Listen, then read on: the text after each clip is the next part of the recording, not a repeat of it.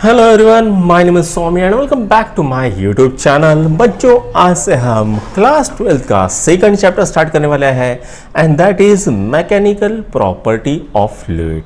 तो सबसे पहले बच्चों हमें देखना पड़ेगा फ्लूइड क्या होता है। तो फ्लूइड की अगर हम डेफिनेशन की बात करें, a substance which can flow is called as fluid. तो हम क्या लिखेंगे? A substance which can flow is called as fluid. इसके एग्जाम्पल क्या आएंगे? तो इसके एग्जाम्पल आते हैं liquid, comma, gases and plasma. ये क्या है? ये इसके एग्जाम्पल है। फ्लूइड की हम और एक डेफिनेशन कर सकते हैं और वो क्या है? It is a phase of matter that include liquid, gases and plasma. तो हम क्या लिखेंगे इसके दूसरी definition? It is phase of matter, it is phase of matter that include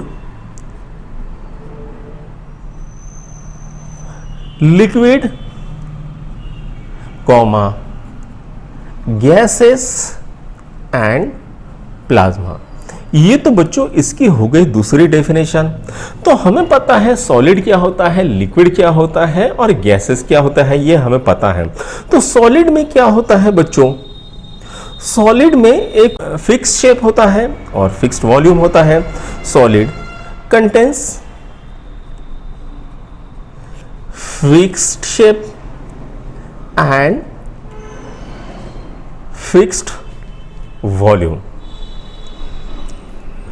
अगर हम गैस लिक्विड की बात करें तो लिक्विड में क्या होता है? लिक्विड में कोई फिक्स शेप तो होता नहीं है, लेकिन फिक्स्ड वॉल्यूम जरूर होता है। It has fixed volume but does not have fixed shape. तो जिस बर्तन में हम उसे डालेंगे उस बर्तन का शेप वो ले लेगा। लिक्विड जो रहेगा वो क्या करेगा? जिस भी बर्तन में हम उसे डालेंगे तो वो उस बर्तन का शेप ले लेगा। गैसेस में क्या होता है? तो गैसेस में ना तो फिक्स शेप होता है ना ही फिक्स वॉल्यूम होता है।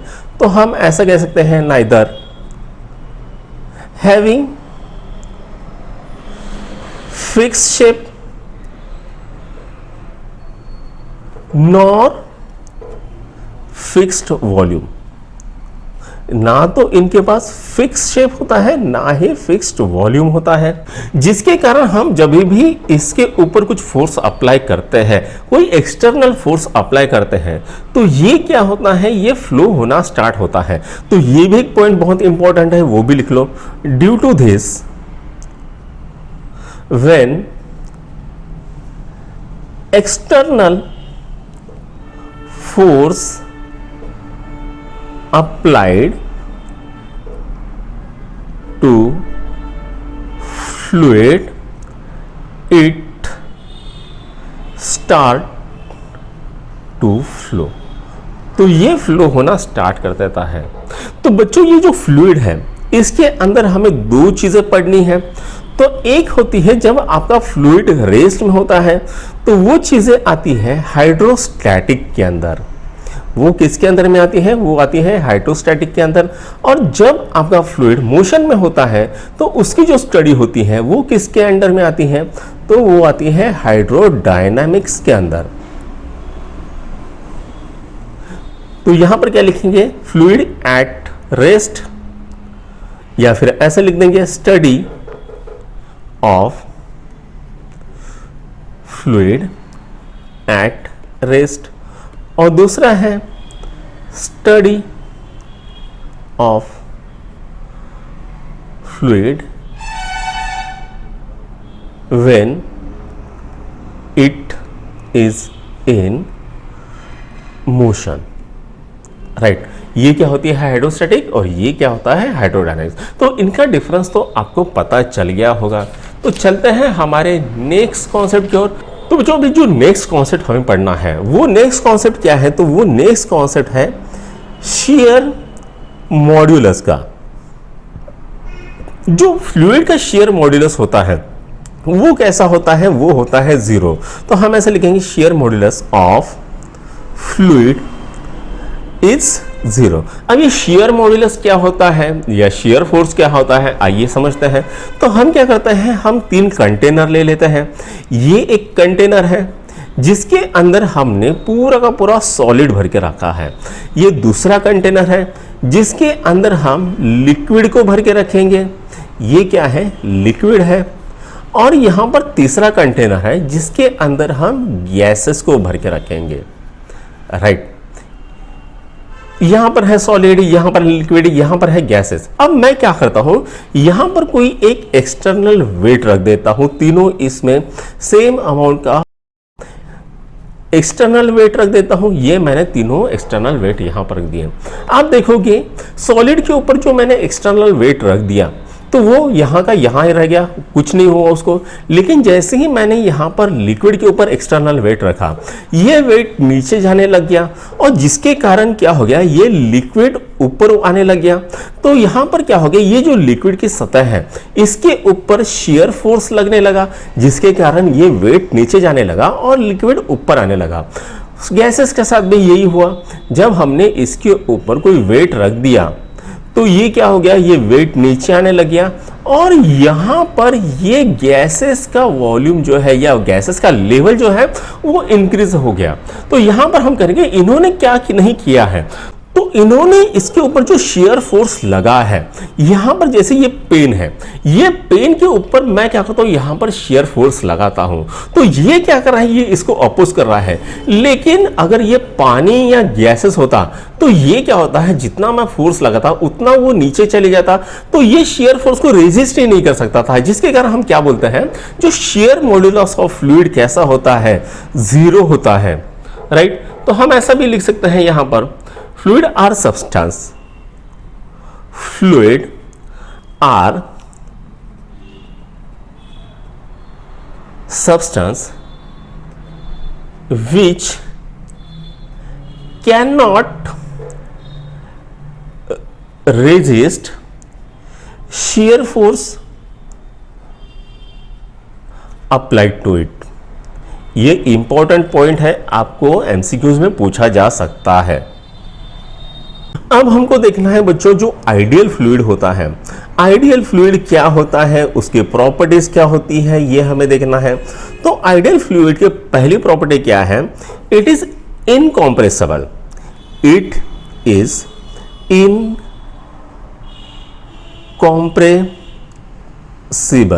यानी अगर आइडियल फ्लूइड के ऊपर हम कोई फोर्स लगाते हैं तो वो चपकता नहीं है, वो दबता नहीं है। तो ये ऐसा क्यों होता है, तो ये ऐसा होता है क्योंकि उसकी जो डेंसिटी होती है वो डेंसिटी हमेशा कांस्टेंट होती है। क्यों होता है, इट्स डेंसिटी इज कांस्टेंट।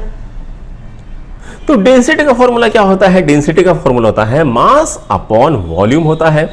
यानी जो वॉल्यूम होता है उसके ऊपर जो मास अप्लाई होता है वो इक्वली डिस्ट्रीब्यूट होता है, जिसके कारण ये इनकॉम्प्रेसिबल होता है। दूसरी चीज, it's flow is irrotational, it's flow is irrotational. यानी यहां पर जो पानी होता है या कोई भी फ्लूइड होता है उसका अगर आप फ्लो देखोगे तो वो बिल्कुल सीधे जाते हुए दिखता है, कहीं पर भी टर्बुलेंस नहीं होता है, कहीं पर भी वो चक्कर ऐसे काटते हुए नहीं जाता है। तो ये एक दूसरी प्रॉपर्टी हो गई आइडियल फ्लूइड की। तो इसका क्या मतलब होता है, it's flow is smooth, there is no turbulence in the flow, therefore there is no turbulence in flow। अब ये टर्बुलेंस क्या होता है बच्चों, जैसे आपने किसी नाली का पानी देखा होगा या फिर बाढ़ का पानी देखा होगा, तो बाढ़ का पानी क्या होता है, ऐसे हिचकोले खाते हुए जाते रहता है, उसी को हम क्या कहते हैं, तो उसी को हम कहते हैं टर्बुलेंस। ये तो हो गया दूसरा पॉइंट। तीसरा पॉइंट देखते हैं, it is non viscous, it is non viscous. Viscous यानी क्या होता है, तो विस्कस यानी चिपचिपा होता है। जैसे आपने फेविकॉल देखा है, अगर आप फेविकॉल को गिरा दोगे या मध को गिरा दो, शहद को गिरा दोगे, तो वो क्या होता है, चिपकते चिपकते जाता है, उसमें थोड़ा सा चिपचिपापन होता है। तो यहाँ पर ये जो आइडियल फ्लूइड होता है, ये आइडियल फ्लूइड कैसा होता है, तो ये आइडियल फ्लूइड नॉन विस्कस होता है। और ये नॉन विस्कस क्यों होता है, क्योंकि जो इंटरनल फ्रिक्शन होता है, एक मॉलिक्यूल का दूसरे मॉलिक्यूल से जो टकराता है, जिसके कारण जो फ्रिक्शन होता है, वो फ्रिक्शन यहां पर नहीं होता। वो तो यहां पर ये नॉन विस्कस क्यों होता है, because there is no internal friction के कारण, there is no internal friction, जो इंटरनल में कोई फ्रिक्शन नहीं होता, जिसके कारण ये कैसा होता है, ये नॉन विस्कस होता है। इसके बारे में हाइड्रोडायनामिक्स में हम डिटेल में पढ़ेंगे। चौथा, it's flow is steady, it's flow is steady, यानी इसका जो फ्लो होता है, अगर आप कोई पॉलीथीन ले लोगे, उस पॉलीथीन के अंदर मान लो आप पानी भरते हो और उसको टाच में टुचुक करके मारते हो, तो आपको एक कंटिन्यूअस बहती हुई धारा दिखती है। तो वहां पर फ्लो क्या हो रहा है, तो वो उसका फ्लो स्टेडी हो रहा है। ये इसका चौथा पॉइंट है। अब देखते हैं बच्चों, ये शियर स्ट्रेस क्या होता है, उसके बारे में हम देख लेते हैं। तो देखते हैं शियर स्ट्रेस क्या होता है।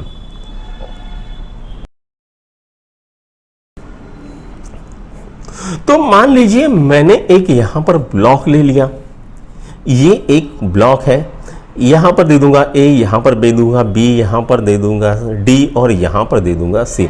अब मैं क्या करता हूं, इस साइड से एक फोर्स लगाता हूं। अगर ये सी और डी लाइन ये थोड़ी सी अगर डिफॉर्म हो जाती है, अपनी जगह से शिफ्ट हो जाती है, इसकी न्यू पोजीशन क्या है, तो न्यू पोजीशन है इसकी डी डैश और सी डैश। तो ये अपने न्यू पोजीशन पे कुछ थीटा एंगल से डिफॉर्म होती है। तो यहाँ पर इनिशियली ये डी पॉइंट पे था, बाद में जब हमने इसके ये ऊपर फोर्स लगाया तो ये डी डैश पे चले गया। तो यहाँ पर क्या हो रहा है, यहाँ पर चेंज इन लेंथ हो रही है, जिसको हम दिखाते हैं डेल्टा एल से। इसी को हम क्या बोलते हैं, इसी को हम बोलते हैं शियर स्ट्रेस, राइट। तो जो शियर स्ट्रेस होता है वो आइडियल फ्लूइड में 0 होता है। जो सॉलिड होता है, सॉलिड शियर स्ट्रेस को अपोज करता है। कैसे अपोज करता है, तो वो अपने अंदर एक रिस्टोरिंग फोर्स को डेवलप कर लेता है। अभी हमको देखना है बच्चों प्रॉपर्टीज ऑफ नॉर्मल फ्लूइड। तो हम प्रॉपर्टीज ऑफ फ्लूइड भी देख लेते हैं। जो हम हमारे घर में डे टू डे लाइफ में जो फ्लूइड यूज करते हैं, उसकी क्या प्रॉपर्टीज होती है वो भी देख लेते हैं। तो पहली प्रॉपर्टी होती है बच्चों, they do not oppose deformation, दे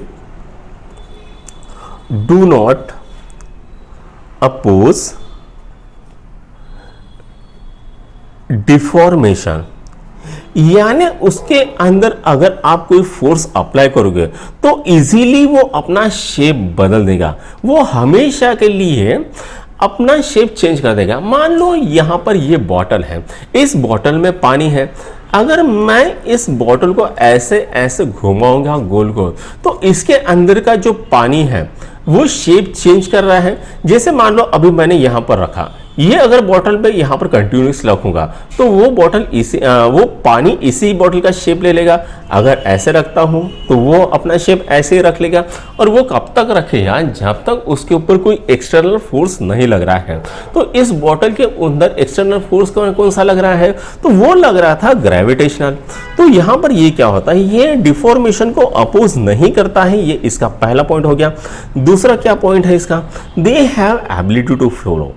तो क्या होती है, they have ability to flow, यानी इनके पास एबिलिटी होते हैं फ्लो करने की। ये तो दूसरा पॉइंट हो गया। तीसरा क्या पॉइंट हो गया, they have ability to take shape of container. तो हम कहेंगे they have ability to take shape of container, यानी जिस कंटेनर हम उसको डालते हैं उसी कंटेनर का वो शेप ले लेते हैं। अब हम हमारे मेन टॉपिक की ओर आते हैं, और वो मेन टॉपिक क्या है, तो वो है हाइड्रोस्टैटिक। हाइड्रोस्टैटिक यानी क्या होता है, तो हाइड्रोस्टैटिक यानी फ्लूइड एट रेस्ट होता है। तो हम लिखते हैं हाइड्रोस्टैटिक, ये हमारा हेडिंग है, जिसका मतलब होता है फ्लूइड एट रेस्ट। तो ये हाइड्रोस्टैटिक होती क्या है, तो ये फिजिक्स की एक ब्रांच है जिसके अंदर हम फ्लूइड की प्रॉपर्टीज को स्टडी करते हैं। कैसे फ्लूइड होता है वो, तो वो फ्लूइड रेस्ट में होता है। तो हम इसकी डेफिनेशन क्या लिखेंगे, it is a branch of physics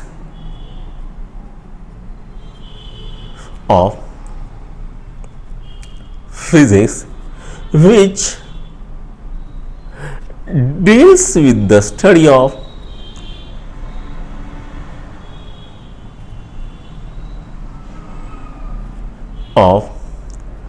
fluid at rest। तो फ्लूइड जब रेस्ट में होता है तो उसकी कहां पर स्टडी करते हैं, तो उसकी स्टडी हम हाइड्रोस्टैटिक के अंदर करते हैं। तो यहां पर सबसे पहले हम एक टर्म पढ़ना है, वो क्या है, तो वो है प्रेशर। प्रेशर का फॉर्मूला आपको पता ही होगा, वो होता है फोर्स पर यूनिट एरिया। इसकी डेफिनेशन क्या होगी, तो इसकी डेफिनेशन होती है द नॉर्मल फोर्स। क्या होती है, द नॉर्मल फोर्स। अब ये नॉर्मल फोर्स क्या होता है बच्चों, नॉर्मल फोर्स यानी कुछ नहीं बल्कि परपेंडिकुलर फोर्स होता है। जो भी एरिया होगा उसको जो फोर्स परपेंडिकुलर लगेगा उसी को हम क्या कहेंगे, उसी को हम नॉर्मल फोर्स कहेंगे। The normal force exerted by a fluid at rest per unit area, या फिर ऐसा बोले सरफेस एरिया।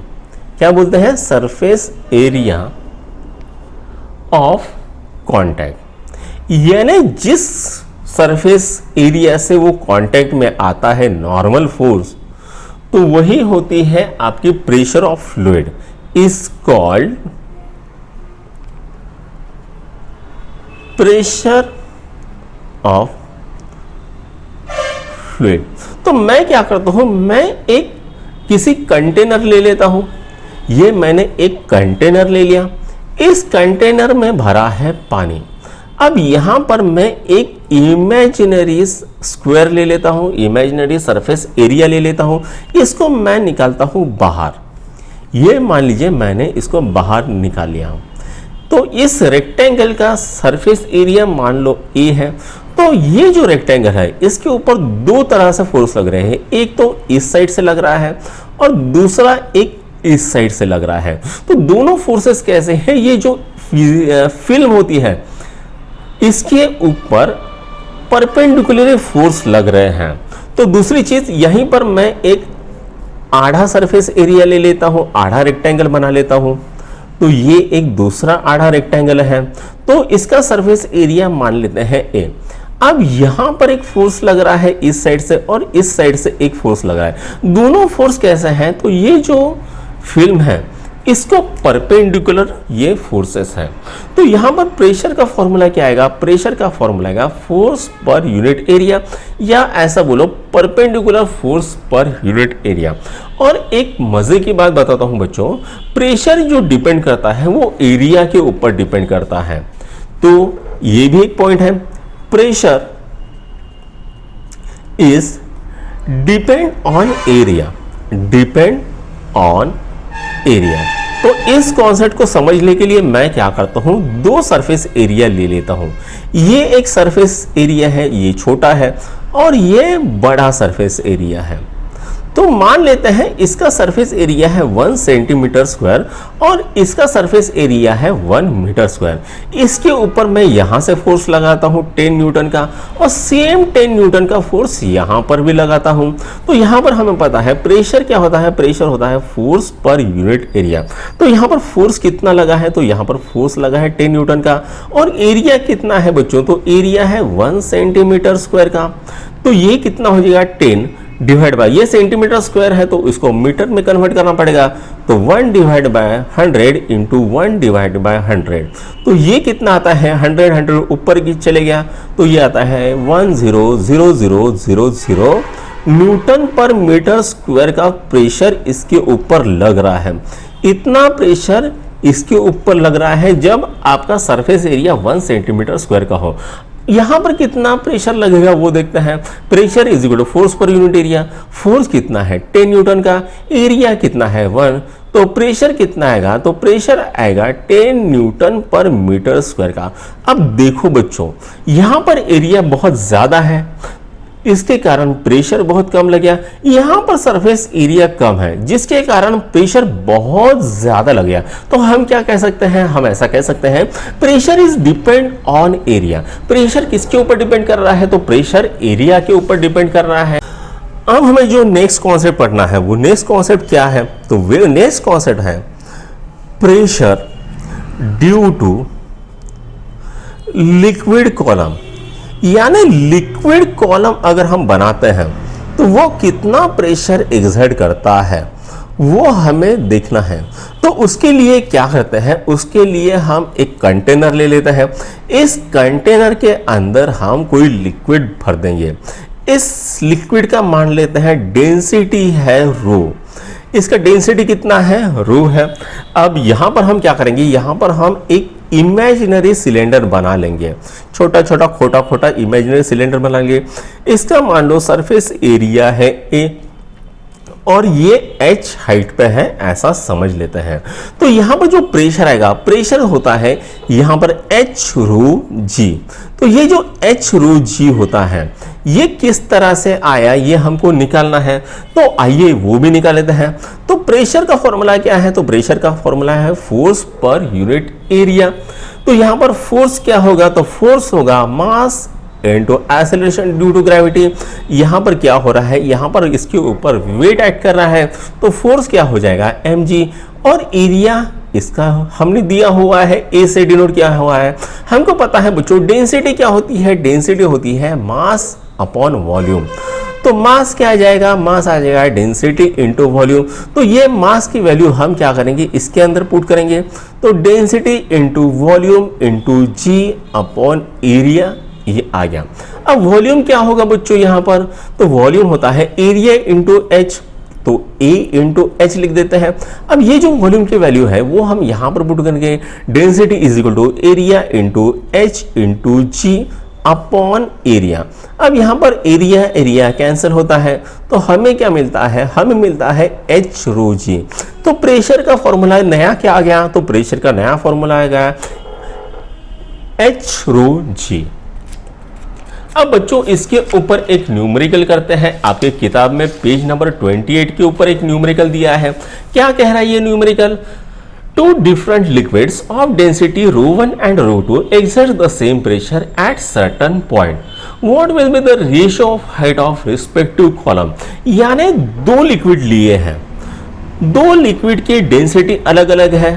पहले लिक्विड की डेंसिटी है ρ1। ये मान लो यहां पर हमने दो लिक्विड लिए हैं। ये तो पहला कंटेनर है, इसके अंदर लिक्विड नंबर 1 है और ये दूसरा कंटेनर है, इसके अंदर डेंसिटी है ρ2, राइट।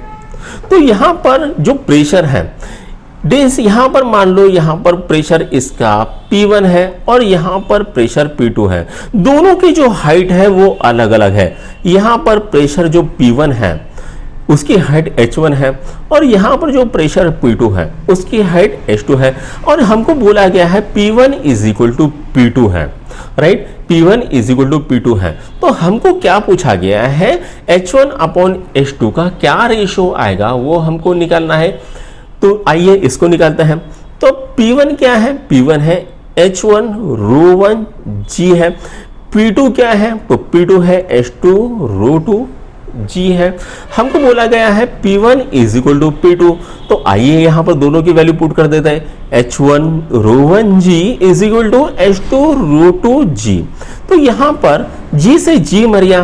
तो अगर मैं H2 को इधर लेके जाऊं और ρ1 को इधर लेके जाऊं तो क्या आएगा, H1 upon H2, H1 upon H2 is equal to √2 upon √1।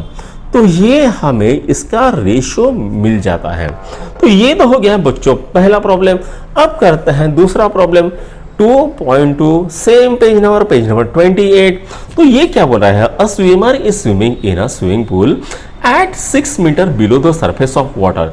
Calculate the pressure on swimmer due to water. Density of water दी है 1000 kg per meter क्यूब और G दिया है 9.8। तो यहाँ पर क्या है, तो यहाँ पर एक स्विमिंग पूल है। इस स्विमिंग पूल में भरा है लिक्विड यानी पानी भरा हुआ है और यहाँ पर हमारा एक स्विमर स्विम कर रहा है।